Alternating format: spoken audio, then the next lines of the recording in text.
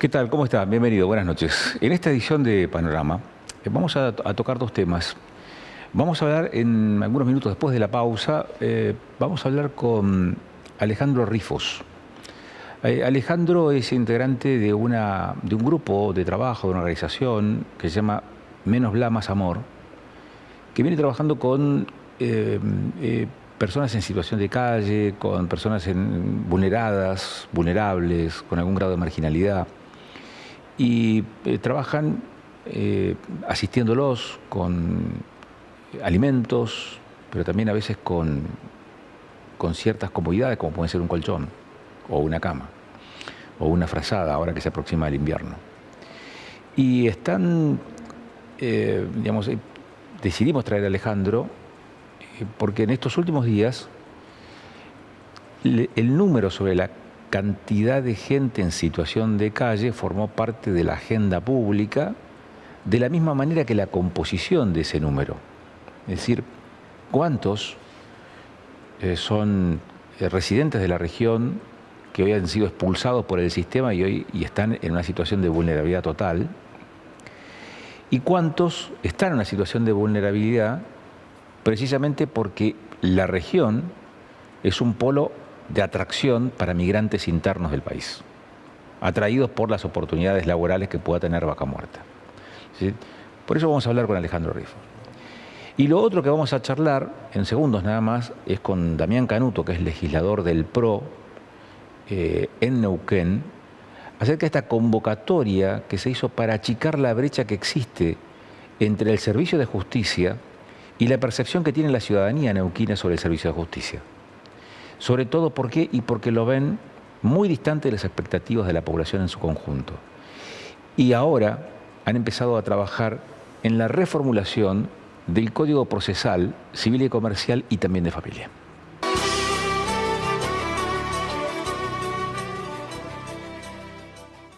Damián Canuto es legislador del PRO en la provincia de Neuquén. Gracias por estos minutos, Damián.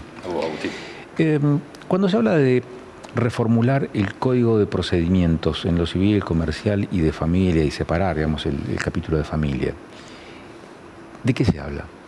De actualizar una herramienta legal como son los procesos, que en el caso de Neuquén viene ya hace muchos años, varias décadas, 5 décadas de vigencia tiene, y está desactualizado. Cuando estudiamos derecho de fondo y ya más avanzados en la carrera empezamos a ver el derecho procedimental de forma, y es el que hace práctica el ejercicio de los derechos, es el que rige, son las reglas que rigen el hacer efectivos los derechos allí cuando están vulnerados o en conflicto. Todo el mundo entiende de qué hablamos cuando hablamos de tribunal, es decir, el lugar donde concurren las personas a exigir justicia. Ahí rigen las normas del proceso. La realidad de Neuquén, como la de Argentina, como la del mundo, es otra, no es la misma que era hace 50 años. Son otros los parámetros con que la gente resuelve sus conflictos. Hoy, obviamente, el derecho moderno aporta mucho en la mediación previa, en la solución alternativa de conflictos, pero el fondo de la cuestión en cuanto a el último mecanismo por el que se resuelven los conflictos es el proceso de la materia que se trate, penal, civil, etc. Neuquén fue precursora en la sanción de un proceso penal muy moderno, fue la primera provincia que incorporó este procedimiento oral, con la incorporación del juicio por jurados. No solo fue precursora, sino que fue exitosa, porque el resto de las jurisdicciones, incluso hoy la nacional, incorporaron ese procedimiento. En cambio, en materia civil quedó ahí pendiente esta discusión, o por lo menos la resolución. La discusión se dio en parte, se empezó a dar en periodos legislativos anteriores, la discusión sobre la necesidad de reformar el Código Procesal Civil y Comercial, y eventualmente incluso desdoblarlo de las normas procesales de familia. Si tuvieras que ponerle subtítulo, porque algunos, digamos, los que no son especialistas en derecho, no tienen formación en el funcionamiento de la justicia, se ponen, ¿y qué es esto? ¿No? ¿De qué tipo de conflicto estamos hablando cuando hablamos de derecho civil o derecho comercial o derecho de familia? Civil y comercial, yo diría, como también se suele decir, el comprar un boleto de colectivo comprende una cuestión civil o comercial, el hacer una transacción comercial de más importancia, como puede ser firmar un boleto de compraventa de un vehículo o de una propiedad, como puede ser el firmar un contrato de alquiler. Casi todas las cuestiones de la vida común y corriente de los hombres y mujeres hace a su vida civil y comercial. Hoy subsumidas como norma en un código civil y comercial. Durante muchos años tuvimos código civil y un código comercial. Y las de familia no tengo que decirlo porque por ahí están más íncito en la gente el entender, son los conflictos de familia que trascienden al individuo. Es decir, pues te hago esta pregunta que puede parecer un tanto ingenua, pero no lo es. Porque a veces cuando se habla en los medios de comunicación de la justicia, se habla mucho de la justicia penal. Entonces, todo el mundo habla del derecho, digamos, de la justicia, pero desde una mirada, de una perspectiva que tiene que ver con el delito. Sí. ¿No? Y el juzgar el delito o al delincuente, digamos, a la persona que delinque. Cuando se habla de justicia, se habla mucho más ampliamente. Esto implica la justicia. Ahora, ¿qué volumen de las situaciones de conflicto en Neuquén hoy son materia civil, comercial, de familia? Yo no tengo estadística en este momento. Si vos me preguntás, no sé estadísticamente cuánta cantidad de casos son civiles y comerciales y cuántos penales o cuántos de familia. Lo que te puedo decir es que el 100% de los casos que no son penales, haces bien vos cuando decís, uno piensa con ese sesgo de justicia o juicios y pensamos en lo penal, o por lo menos el común de la gente piensa en lo penal. Pero la gran generalidad de los conflictos se da por otras materias. Es decir, no hacen falta delitos para que la gente tenga problemas. La gente se pelea por la altura de una medianera, es decir, de la pared que separa una casa de otra. La gente se pelea porque chocó a las 7 de la mañana cuando llevaba a su hijo a la escuela y no se ponen de acuerdo porque piensan o creen convencidos que tienen un problema. O la gente se pelea porque se divorcia, ahí ya entramos en la materia de familia. Yo te diría que la generalidad de todos los casos que no son penales, en su grandísima mayoría son civiles comerciales, familia y la otra pata tan importante como es la del derecho del trabajo. Y el derecho del trabajo, el proceso de trabajo, tiene una ley especial que permite una regulación. No así la materia, o por lo menos no está actualizada la materia civil y comercial y la de familia. Y esta iniciativa viene en línea con esto, de modernizar, de buscar sancionar un procedimiento que vaya hacia la oralidad, hacia la hoy es todo escrito. Todo escrito hoy. Hoy es todo escrito. Todo papel. Aunque está informatizado, todo lo que ejercemos la profesión sabemos que de unos años a esta parte, si se puede decir dentro de lo bueno que dejó la pandemia, si es que podemos pensarlo así como quizás como efecto positivo, fue que se informatizó la mayor cantidad de las acciones de un procedimiento. Es decir, la presentación de un escrito hoy está informatizada, no hay que llevarla en papel a una mesa de entrada, sino que se presenta digitalmente. Pero sigue siendo un escrito, sigue siendo una manifestación escrita que se expresa. El proceso oral tiende hacia la abreviación de los procedimientos en acciones justamente orales, presenciales, que obviamente facilitan mucho la obtención de un resultado, ya sea conciliatorio o de resolución judicial. Pero la oralidad, ¿por qué agiliza o dinamiza? Porque los textos son muy largos, los escritos son demasiado extensos, sí. Son difíciles de comprender, porque ameritan quizás segundas y terceras lecturas, mientras que la oralidad es más efímera en todo caso. No es claro, pues no es solo porque sea oral, porque en definitiva lo escrito es oral, es puesto en papel. Uno podría decir, vas a decir lo mismo cuando tenga una instancia oral. No, lo que se abrevia también son los procedimientos, es decir, es el cara a cara que se busca que se dé con la presencia del tercero imparcial, es decir, donde ya las partes, esto descrito muy a grosso modo, no digo que sea el procedimiento que se va a aprobar, pero donde lo que se busca es el face to face, es la cara a cara de las partes en conflicto con sus representantes legales y con el tercero imparcial, que puede ser el juez o sus representantes, quienes lo suceden en la función, y que por lo tanto, digamos, agiliza mucho el trámite, simplifica, evita seguramente los artilugios a los que a veces un proceso escrito se presta, como son no solo la mala interpretación, sino la imposición a veces de recursos que no hacen más que dilatar. Ojo, también hay que hacer una salvedad, no es que haya un abuso, no es la regla. El procedimiento, cualquiera que haya ejercido como parte del derecho, el procedimiento las partes siempre tienden a buscar la solución de lo que consideran su derecho. Son pocas las medidas que son realmente dilatorias o que buscan entorpecer. Y existen cuando la litis está trabada y cuando quizá una de las partes sabe que solo el tiempo la puede favorecer, en qué medida, y en diferir la solución. Pero después, en general, yo puedo hablar por mí, pero estoy seguro que la mayoría de los colegas abogados pensarían lo mismo. La idea es la de resolver los conflictos, la de llevar adelante la resolución positiva, favorable. Pero bueno, lo oral comprime todo a instancias mucho más acotadas y presenciales, donde uno tiene que exponer su derecho e instar a que se tome una decisión que reconozca ese derecho. Punto. En distintas instancias, sí, pero resolviéndolo, no difiriéndolo a incierta cantidad de audiencias o de presentaciones. La demora digamos, en la sustanciación de los trámites judiciales o de las acciones que se dirimen en la justicia, ¿se explica por el procedimiento o se explica por el volumen, por la cantidad de causas que están...? Bueno, claro, si uno lo mira desde el lado de la administración de justicia, el volumen afecta, incide. Y hay materias como estas que están sobrecargadas de trámites. Igual, hace ya tiempo que la provincia hace un esfuerzo grande en brindar los elementos al Poder Judicial. ¿Qué son los esfuerzos? Económicos, se pone el plata en la justicia. El recurso humano. Es decir, cada vez que nosotros sabemos que se amplía la dotación de personal de recursos humanos en el servicio de justicia, lo que se está buscando es que haya más personas que resuelvan. Cuando el conflicto versa sobre esta cuestión, o al revés, cuando no hay servicio de justicia por X motivo, por lo que sea, salarial o lo que sea, quiero descontextualizar esto de ese problema en particular, y el servicio de justicia no está, lo que está en problemas es justamente la persona que está reclamando ese servicio. Ahora, ustedes como legisladores todos los años aprueban el presupuesto de la provincia. Uno de los capítulos es el presupuesto también de los distintos poderes, entre ellos el Poder Judicial.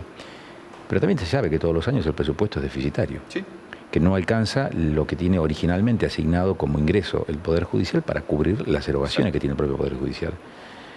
¿Se puede resolver de otra manera, que no sea vía excepción todos los años de compartidas del Ejecutivo? Por ahora no. Eso arrastra un no? pasaje, porque es una cuestión porque el servicio de justicia no es autosuficiente en la generación de recursos. Está bien, pero tiene asignado una partida de ingresos que tiene que ver con la coparticipación o con los impuestos, con la recaudación. Se desfasó cuando en su momento esa coparticipación se modificó, porque se modificó el régimen y no obtuvo nunca la reparación o la disposición de otro tipo de recursos que lo subsanaran. Entonces, ¿qué termina siendo? Una compensación de recursos del único lugar de donde puede salir, de la provincia, para garantizar un servicio que es en altísimo porcentaje salarios. Damián, hago yo esta pregunta porque no es para resolver solamente una cuestión de logística administrativa o financiera del Poder Judicial, sino que en la medida en que tengas un Poder Judicial cuyo presupuesto asignado se sepa de antemano que no alcanza para cubrir las erogaciones, o sea, los ingresos que tiene aprobado no alcanzan para cubrir las erogaciones,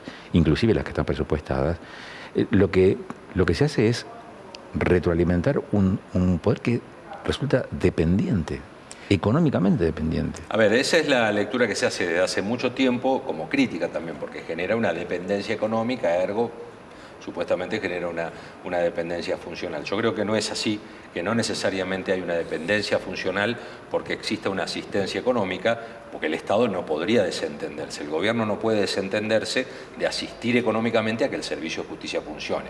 Si vos lo llevas un poco más o pretendés deslindar cuáles son las causas para a partir de ahí resolver ese problema, que sería de financiamiento, te encontrás con que la única manera es reducir, porque el presupuesto hoy va casi exclusivamente. Está bien, pero ahí no está en discusión, ese aspecto, digamos, no está en ese no es el punto o el eje de la discusión, porque no es que el Ejecutivo dice no hay más plata y arreglátela como puedas. No podría, porque no podría hacerlo. Ahora, el punto es, ¿qué hay en la negociación en el medio? Bueno, sí, tenés más plata, pero hay que funcionar de esta manera. Bueno, eso existió y existe. De hecho, por ejemplo, desde que nosotros asumimos en este mandato, una de las premisas que se empezó a imponer y que se dice cada vez que hay oportunidad de tener una entrevista con aspirantes a desarrollar una función en el Poder Judicial, como puede ser fiscales, jueces, defensores, cada vez que se ha analizado alguna materia, aunque sea indirectamente, como de hecho cuando se trató el presupuesto, lo que se viene manifestando es la necesidad lo decimos, por lo menos nosotros lo decimos y lo sostenemos, la necesidad de que el Poder Judicial también maximice los recursos. Por ejemplo, algo que parece muy simple, la luz natural, es decir, cómo voy a desaprovechar la luz natural de los edificios allí donde puedo, desde las 2 de la tarde hasta las 6, cuando después de pronto me demanda la utilización de energía eléctrica. Si yo puedo, tengo que aprovechar la doble jornada, incorporar una jornada extendida de la justicia para que se aproveche la luz natural. Perdón, eso no queda en Año Verde. Bueno, pero vos me estás preguntando opciones o cómo lo solucionaríamos. Hay opciones. Hoy se propone. Yo estoy de acuerdo con la eso, presencia territorial del funcionario también. Estoy de acuerdo, y no solamente por una cuestión de funcionamiento, de aprovechar el recurso natural, que en este caso es la luz. Es decir, bueno, un comerciante atiende la mañana y también atiende la tarde. Además, y la demanda de un ciudadano cualquiera se puede producir a la mañana, pero también a la tarde, como los feriados de los fines de semana. Bueno, pero son temas que por lo menos hoy se los habla y se los dice. De hecho, por ejemplo, el gobernador lo ha manifestado muchas veces, por eso nos sentimos nosotros como bloque con la libertad de esto decirlo, le guste a quien le guste, de que es necesario, de que en esto se maximicen los recursos, de que un funcionario judicial, que es un funcionario muy calificado, muy bien pagado, vaya al territorio, atienda dentro del territorio, de su órbita, de su competencia, atienda, transite, circule, que no se quede dentro de su jurisdicción en un escritorio esperando que la causa venga, que vaya a atender la causa donde está. Especialmente esto se ve mucho en materia de familia también, donde demanda la casuística, demanda la presencia del funcionario.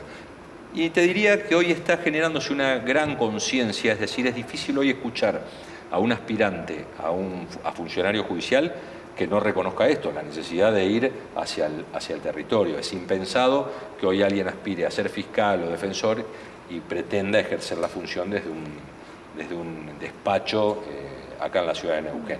Hoy es una exigencia que se pide, la de trasladarse, ni hablar de radicarse en el lugar de la prestación de sus tareas. El tema ya fue, o sea, la discusión ya se planteó en su momento en la legislatura y no prosperó, quedó trunca.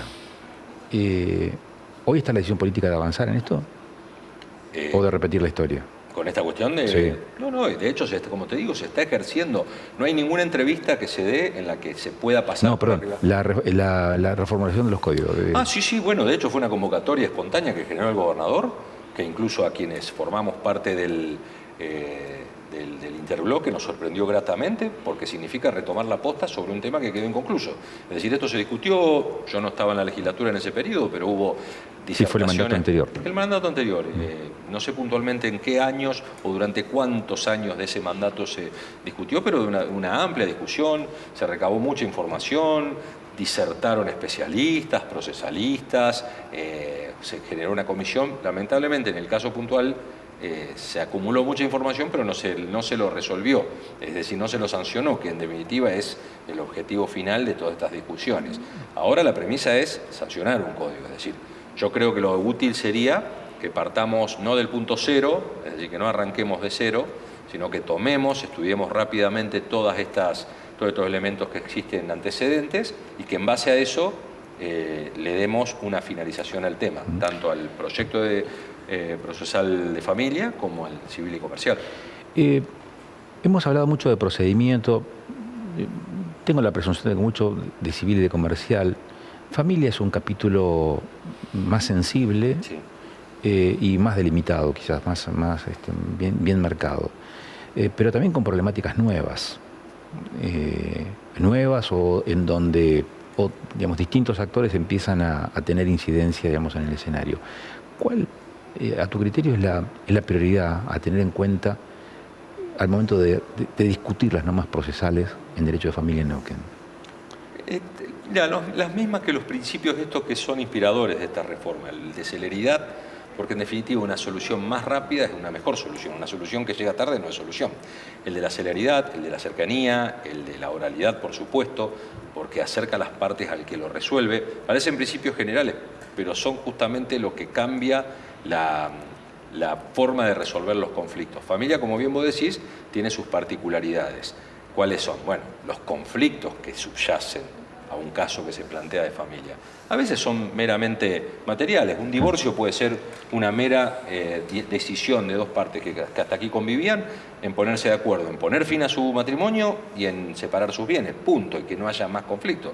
Ahora, cuando implican alimentos para los hijos menores, tenencia de los hijos menores, ni hablar cuando intervienen cuestiones de violencia doméstica, etc. Bueno, ya ahí hay implicancias que hacen a la especialidad y que requieren de una herramienta más rápida. La posibilidad que un juez de familia tenga una herramienta procesal rápida para rápidamente darle cabida a recibir ese conflicto, rápidamente interiorizarse cara a cara, como te digo, cuál es ese conflicto. Porque pensemos, hay veces, también en los últimos años esto se solucionó un poco porque hay un mayor contacto de los jueces, pero en abstracto un proceso escrito hacía que a veces el juez nunca tomara contacto con las partes interesadas en resolver, entonces se perdía acá la posibilidad de ver cuál es el conflicto de los menores. Porque tiene que ver con la imagen de la justicia. Bueno, justamente. La figura de una persona con una venda en los ojos.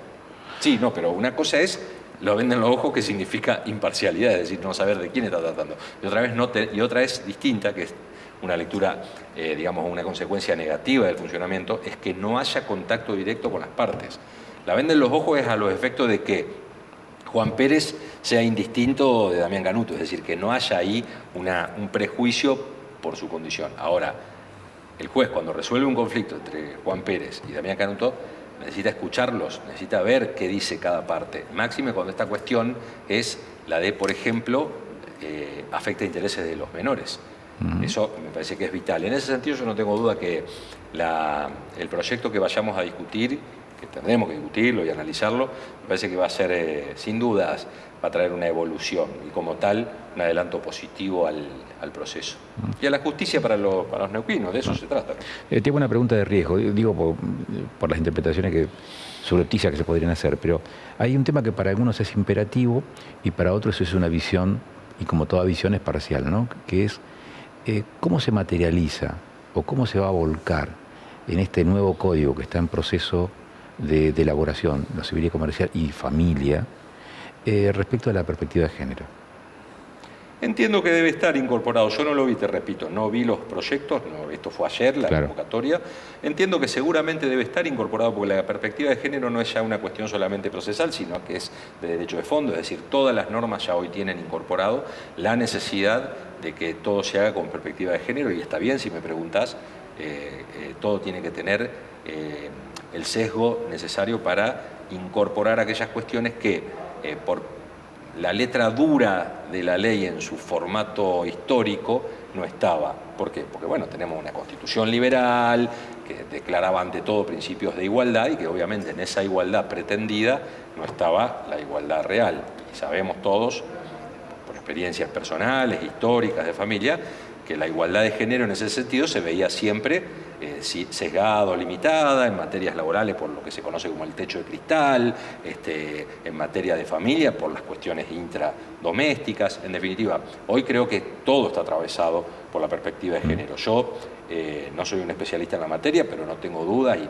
pongo mis votos en que el tema va a estar y debe estar presente. Se me ocurre que cualquiera de los anteproyectos que trabajemos lo debería tener incorporado.